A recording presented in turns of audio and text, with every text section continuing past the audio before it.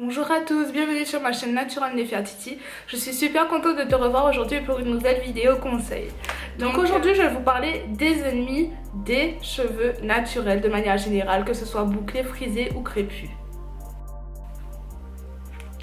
Donc le premier ennemi, le calcaire. Donc moi je déteste le calcaire parce que j'ai les cheveux super poreux. Donc le calcaire, faut savoir que c'est quand on se lave les cheveux ou qu'on utilise l'eau du robinet pour nos cheveux, ça va faire un dépôt de minéraux sur nos cheveux et ça va nous les assécher encore plus que d'habitude. Afin d'éradiquer le calcaire, soit vous achetez un pommeau de douche qui va directement vous filtrer le calcaire. J'en ai déjà vu pas mal en grande surface et tout. Soit vous faites des méthodes plus archaïques comme moi je fais parce que j'ai pas encore trouvé le temps de m'acheter un pommeau de douche anti-calcaire. Donc c'est-à-dire le vinaigre de cidre en dernier rinçage et l'eau minéralisée, voire déminéralisée. Le deuxième ennemi des cheveux naturels, c'est le silicone. Mais ah mon dieu, le silicone, ça m'a déjà tellement endommagé les cheveux. Moi, c'est pour ça que je fais mes produits moi-même, parce que dans la plupart des produits, j'ai constaté du supermarché, je ne vais pas dire les noms, il y a beaucoup de silicone en fait, que ce soit le DTA ou il y a des dérivés siliconés. Si vous voulez, je vais vous mettre un article où on peut les repérer dans les produits. En fait, le silicone, ça va venir déposer sur tes cheveux un fin film, comme un sachet plastique en quelque sorte. Ça va emprisonner ta fibre capillaire.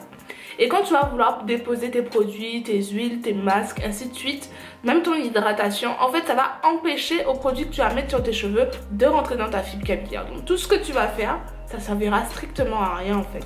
Moi je suis souvent à la chasse au silicone parce que moi j'ai constaté que ça faisait beaucoup de dommages au niveau de mes cheveux et que j'étais souvent obligée de les tailler parce qu'ils étaient secs. Donc si vous voulez avoir les cheveux qui poussent et qui sont en bonne santé, je vous conseille d'éradiquer aussi de votre routine capillaire les silicones. Les sulfates. Alors les sulfates, vous avez entendu des pubs telles que sans parabènes, sans sulfate, sans conservateur, bref, on connaît tous ça. Donc les sulfates, c'est du même style que le silicone, ou presque. En fait, c'est aussi des additifs cosmétiques qu'ils ajoutent dans les produits et qui vont en fait former des casses au niveau des cheveux surtout parce que ça agit sur la structure même de la fibre capillaire. Donc moi de toute façon j'utilise pas des trucs du supermarché ni du commerce. J'utilise un seul shampoing à l'heure actuelle, c'est le shampoing chez Amoster que je suis en train de tester et c'est tout. Sinon je fabrique tout moi-même parce que sinon on s'en sort plus. Évitez les coiffures serrées. Donc on va pas beaucoup polémiquer dessus parce que je sais qu'il y a des filles qui pensent que si c'est pas serré, en fait t'es pas coiffée. Mais faut vraiment arrêter ça. Parce que quand tu vas serrer tes cheveux, au niveau de ta racine, en fait tu vas faire une sorte de traction au niveau de ton bulbe des cheveux. Il va être tout le temps sollicité. C'est pour ça que tu vois apparaître un peu des petits boutons. En fait c'est des boutons d'inflammation du bulbe des cheveux. Donc à force de serrer, en fait tes cheveux ils vont casser. Quand c'est serré, tu as mal.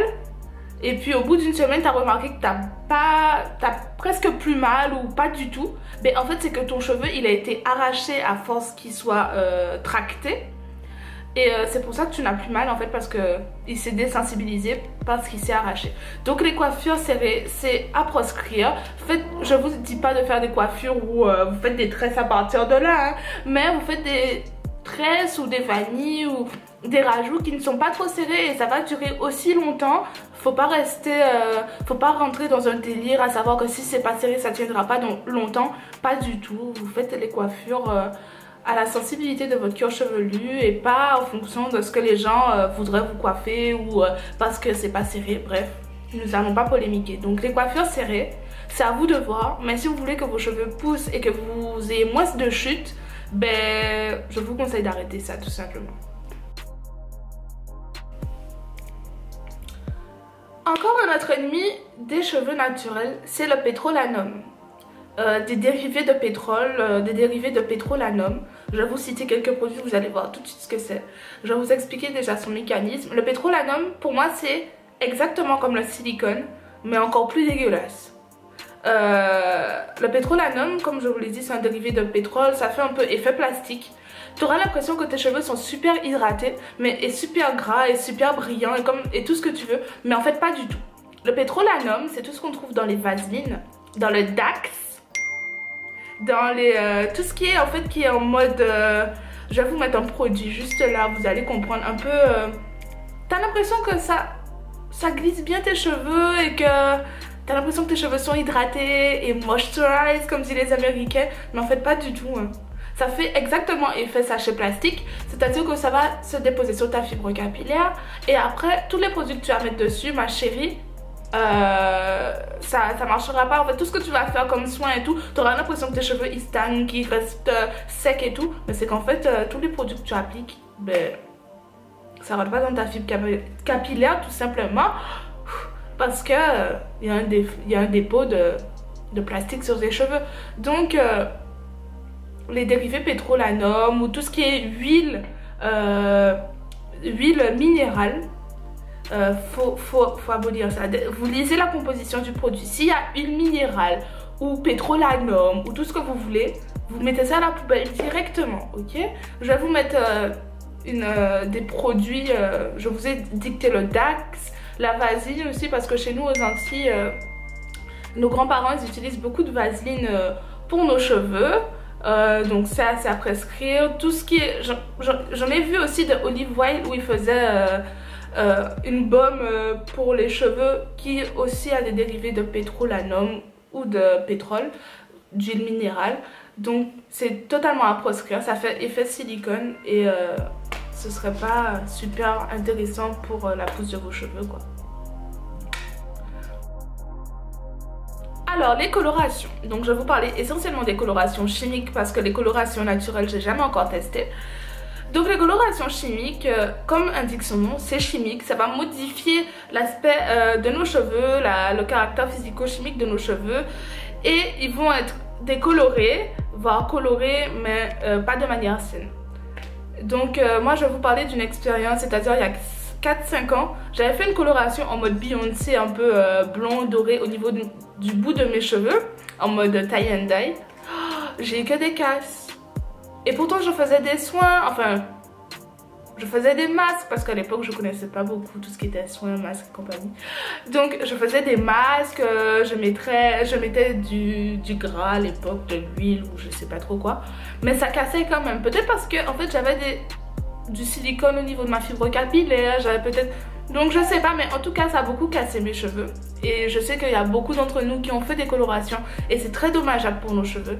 Donc moi personnellement les colorations chimiques c'est à bannir.